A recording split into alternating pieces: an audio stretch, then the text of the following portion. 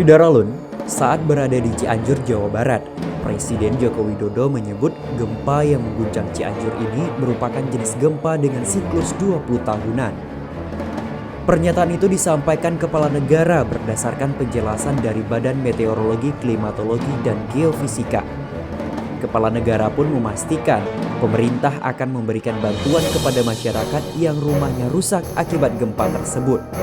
Adapun jumlah kompensasi bervariasi. Untuk rumah yang mengalami rusak berat akan diberikan bantuan senilai 50 juta rupiah.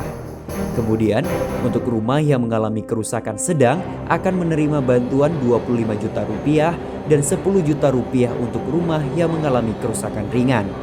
Dalam kesempatan itu, Presiden Joko Widodo juga memberi apresiasi atas kerja cepat petugas di lapangan yang berhasil membuka akses jalan yang sempat tertimbun tanah longsor.